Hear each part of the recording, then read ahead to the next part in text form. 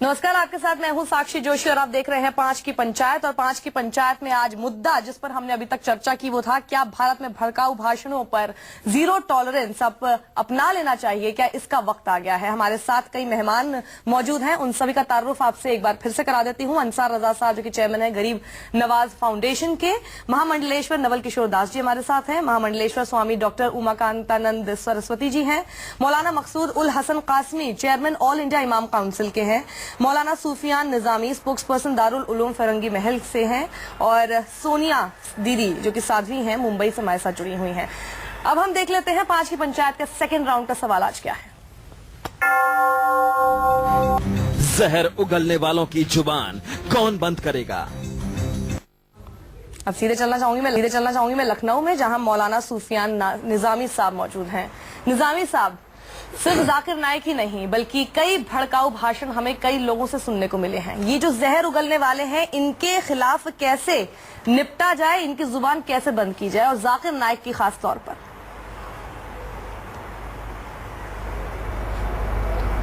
ये देखिए, यहाँ पर जो मसला है वो मैं समझता हूँ कि डॉक्टर जाकिर नाइक से मुताल्लिक है, और डॉक्टर जाकिर नाइक को वक्त से पहले मैं समझ रहा हूँ कि दोषी करार देना मुनासिब नहीं है।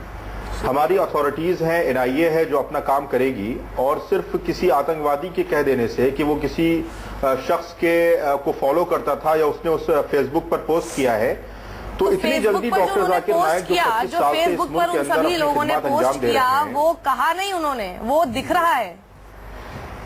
जी जी। तो आपका कहने का मतलब ये है कि जब तक इन्वेस्टिगेशन होती है, जब तक बहुत साल लग जाते हैं इसमें, तब तक उन्हें भड़काऊ भाषण देने का मौका दिया जाता रहे और उनकी जुबान को कंट्रोल करने की कोशिश ना की जाए। नहीं, भड़काऊ भाषण देखिए, किसी को भी किसी के मजहबी जज्बात को मजरू करने की इजाजत हिंदुस्तान में नहीं दी गई है, चाहे वो डॉक्टर जाकिर नाइक हो, चाहे वो दूसरे लोग हों। अब मैं यही आपसे कह रहा हूं कि कानूनी तरीके से जो लैंड ऑफ लॉ है उसके तहत अगर हमें ये चीजें नजर आ रही हैं और वो चीजें वाकई में हैं, तो चाहे डॉक्टर जाकिर नाइक हो या आपने जिन दूसरे लोगों के नाम दिए हैं, सब उसमें दोषी हैं और सबको सजा मिलनी चाहिए। लेकिन एक बात बताइए, सिर्फ भारत ही नहीं, ये क्यों मलेशिया को जरूरत पड़ी, यूके को जरूरत पड़ी या कनाडा को जरूरत पड़ी कि उनके भाषणों पर लगाम लगाई जाए और उनके चैनल को ही बैन कर दिया जाए? क्यों जरूरत पड़ी थी? कुछ तो वजह रही होगी, सिर्फ एक देश की बात नहीं है, यहाँ पे कई सारे देशों की बात है। देखिए साक्षी जी, मैं आपको बता दूं कि पहली बात तो यह है कि हमारा हिंदुस्तान, जो अभी आपने कानून की बात कही है, हमारा हिंदुस्तान एक ऐसा मुल्क है जो हर शख्स को ये इजाजत देता है कि वो अपनी बात को अपने तरीके से रख सके और अपने मजहब को फॉलो करे और अपने मजहब का प्रचार कर सके। अपने तरीके से रखने का मतलब ये नहीं है ना कि भड़काऊ भाषण देंगे। इसका फैसला हम आप कर सकते हैं। अपने तरीके से रखने का मतलब ये नहीं कि किसी के मन में इतना जहर भर जाए कि वो सुसाइड बॉम्बर बन जाए, कोई अपने देश के खिलाफ जाने लगे, मानवता का हत्यारा बन जाए। अपने तरीके से मतलब है कि इंसानियत को ध्यान में रख के अपना तरीका बनाया जाए। जब हम अपना संविधान देखते हैं उसमें आर्टिकल 19 का जिक्र करते हैं, तो उसमें संविधान में ही जब आपको फ्रीडम ऑफ एक्सप्रेशन दिया जाता है, साथ ही रीजनेबल रिस्ट्रिक्शन भी होती है, जिसमें कि आपके देश के खिलाफ कोई बात अगर जा रही है, इंटेग्रिटी हो, सॉवरेनिटी हो, डिसेंसी हो, पब्लिक ऑर्डर को जो है बिल्कुल नेस्तनाबूद करने की बात हो, तो उस वक्त आप लगा सकते हैं ऐसे लगाम। तो मेरा आपसे सवाल सबसे पहले ये है, आप एकदम हिमाकत कर रहे हैं, आप बिल्कुल हिमायत कर रहे हैं उसकी उनकी। मैं ये कहना चाह रही हूँ, मेरा जवाब ही नहीं सोच रही है। सुन लीजिए, मैं ये कहना चाह रही हूँ आपसे कि क्या जुबान पे कंट्रोल लगाना चाहिए इन सभी लोगों का? आप उसका सीधे सीधे जवाब दीजिए ना। आप एकदम जाकिर जो है ना, ये वाला जाकिर नाइक की तरफ लगाना चाहिए, बिल्कुल लगाना चाहिए। तो जाकिर नाइक से शुरुआत इस बात की होनी चाहिए। जो डबल स्टैंडर्ड है हमारे, खास तौर पे मजबूरी के साथ मुझे कहना पड़ रहा है, जो डबल स्टैंडर्ड अपनाया जा रहा है इस मुल्क के अंदर, मैं कहता हूं कि जिस भी फिरके का हो, जिस भी धर्म का हो, जिस भी मजहब का हो, सबके लिए कहा जा रहा है, किसी के लिए नहीं कहा जा रहा है, तो सबके लिए कहा जा रहा है। और जो लोग टेररिस्ट हाथ में हथियार लेके घूमते हैं, इंसानियत का खून करते हैं, उनसे ज्यादा खतरनाक वो है जो उनके मन में जहर भरते हैं और उनको प्रेरित करते हैं ऐसा कर्म करने के लिए। तो शुरुआत जाकिर नाइक से क्यों नहीं?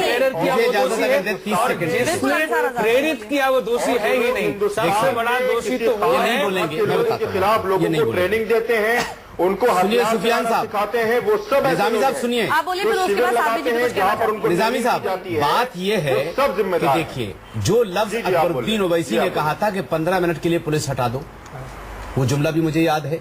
और उसके बाद उसी के नक्शे कदम पे चलते हुए, उन्हीं की राह को अपनाते हुए बाबा रामदेव ने भी वही बात कही।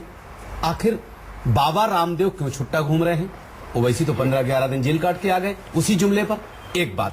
दूसरी बात, जाकिर नाइक क्या कह रहे हैं वो हमें सबको पता है। हमारे मुल्क के खिलाफ जा रहे हैं, फौरन रखो उसको, देर मत करो। दूसरी बात, प्रवीण तोगड़िया और विश्व हिंदू परिषद पूरे उत्तर प्रदेश में तलवारें ले लेकर के, बंदूकें ले लेकर के ट्रेनिंग दिलवा रहा है कि साहब हम आत्मरक्षा के लिए कर रहे हैं। आतंकवाद की चर्चा नहीं होती। तोगड़िया किसी को बंदूक उठा के नहीं कहते।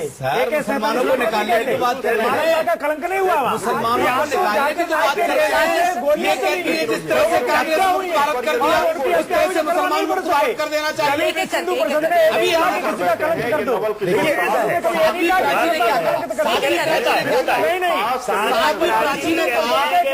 मुसलमान भारत चाहिए, क्या कर दो। हमें अपने राष्ट्र का, अपने धर्म का रक्षा करने का पूरा अधिकार है और उसके लिए तैयार करते रहेंगे। हम अपने धर्म की रक्षा के लिए, राष्ट्र की रक्षा के लिए, मानव की रक्षा के लिए कार्य करते रहेंगे। पर हमने किसी पे हथियार उठाने के लिए नहीं कहा। हमने किसी की हत्या करने के लिए नहीं कहा।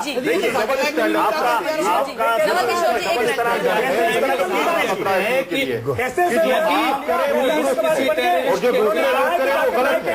आप लोगों को हथियारों की ट्रेनिंग किसी के पास सुनाई नहीं देगी, कोई फायदा नहीं आपको बताने का। समय है, मेरे पास समय है। एक आप सवाल किया जाए हर मुस्लिम को टेररिस्ट बनना चाहिए, वीडियो चल रहा है। ये गलत है। कहा है उन्होंने? नहीं, ये कहा है, मुझे मालूम है, मुझे मालूम है, ये गलत है। आप जाकिर नाइक की बात करें। निजामी साहब, 1 मिनट में आ रही हूँ आपके पास।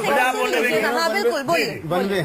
देखिए, मेरा कहना यह है, आपका सवाल ये है कि इन पर कैसे रोक लें। जी, जाकिर नाइक ने गलत बात कही है, उसको पनिश किया जाना चाहिए।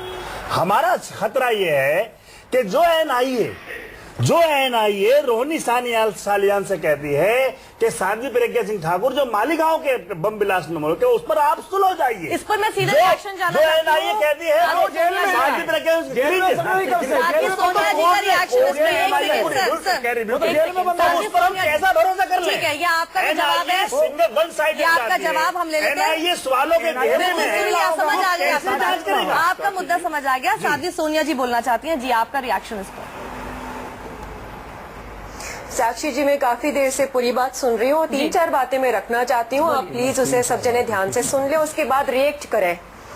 पहली चीज, ब्रेक के पहले एक चर्चा चल रही थी कि मीडिया को क्या करना चाहिए। मीडिया को बहुत बहुत धन्यवाद कि मीडिया की वजह से अवेयरनेस तो आ रही है, सोसाइटी में लोगों को पता चल रहा है। तो मीडिया वाकई में इसके लिए जो वो काम कर रही है बहुत अच्छा कर रही है। लेकिन मीडिया शायद इसके साथ एक और कोशिश कर सकती है, वो ये है कि अगर हम किसी का आत्मविश्वास मजबूत कर दे तो ऐसी जो भाषण है उनका प्रभाव कम हो जाएगा। तो मीडिया को थोड़ी ऐसी और कोशिश करनी चाहिए, एंटरटेनमेंट मीडिया को भी और न्यूज मीडिया को भी। ये एक सलाह है, एक सजेशन है कि जिसकी वजह से जो आम व्यक्ति है उसका आत्मविश्वास इतना मजबूत हो कि वो ऐसी नेगेटिव या नकारात्मक बातों की तरफ उनका ध्यान कम वो जाए। न जाए, लेकिन इतना परोसा जा रहा है, मीडिया कुछ नहीं कर सकता। इसमें आप उनकी बात सुनिए। आदमी को खुद जागना उनकी बात पड़ेगा। सुन लीजिए सरस्वती जी। हाँ, नंबर 2 पॉइंट ये है कि जैसे अभी ब्रेक के अंदर एक एड चल रही थी किसी सीरियल की या जिसमें नोज के बारे में बताया जा रहा था कि सबकी नाक है, सबकी नाक है। तो छोटे से व्यंग वाले एक सीरियल या एपिसोड के अंदर भी आप ईगो इश्यूज को अगर लेकर आते हैं तो इससे एक बहुत सूक्ष्म रूप पर सबकी मानसिकता पे प्रभाव पड़ता है। तो इस तरीके की चीजों को भी रोकना चाहिए। हर चीज मीडिया से हो रही है क्या? कॉमेडी के नाम पर आपकी खत्म हो जो जाए। सलाह है, नहीं, ये सलाह इसमें हर आदमी को, हर मजहब के जनता को जागना पड़ेगा और ऐसे लोगों के मीडिया को क्या बोलेंगे कि ये फिल्मों की वजह से हो रहा है। जाकिर नाइक जो बातें बोल रहे हैं वो इस्लामिक स्कॉलर हैं, खूब पढ़ लिख कर आए हैं। वो जो बातें बोल रहे हैं क्या वो उसमें मीडिया का रोल है? के साथ खेल रहा है तो मनोविज्ञान का जवाब मनोविज्ञान से मिलेगा। तीसरी चीज ये है कि एक तीसरी चीज है कि ऐसे कानून बना दिए जाए जिसमें कोई कुछ हम अच्छे बोलते हैं ना, इसलिए नहीं दे रहा। आप भी जहर होकर लिएगा तो आपको जम्मू कश्मीर में एक आतंकवादी मारा गया और आप पत्ता फेंकने जा रहा है। हिंदू समाज के इस तरीके की बात नहीं करता है। वो आएगा भी नहीं समझ में। देखिए, सनातन धर्म से ऐसी बात नहीं होती है। अधिकतर दूसरे इस्लामिक धर्म के सामने जो इस तरीके के आप ही के पास आए। देखिए, इस तरह के लोग सिर्फ एक ही कम्युनिटी में नहीं है। इस तरह के लोग कोई भी हो, नासुराम को निजामी जी को बोलने दीजिए। निजामी जी, सर आप सभी से मेरी गुजारिश है, मैंने पहला आधा घंटा आप सब लोगों को दिया था, एक बार प्लीज निजामी जी को बोलने दीजिए। जी आप बोलिए, निजामी जी बोलिए।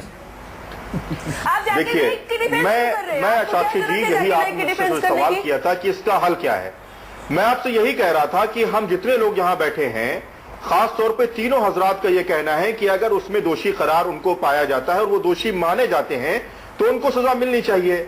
लेकिन सवाल इस बात का है कि जब अंसार रजा साहब ने यूपी के अंदर की मिसाल दी, मैं आपसे बातचीत जारी रखूंगी, लेकिन फिलहाल मुझे रुकना होगा ब्रेक के लिए। लेकिन ब्रेक के बाद हम एक बहुत बड़ा खुलासा करने वाले हैं, एक बड़ा पर्दाफाश करने वाले हैं। जाकिर का राजदार एक कुछ बोलेगा, क्या वो बोल रहा है जरूर सुनिएगा इस ब्रेक के बाद।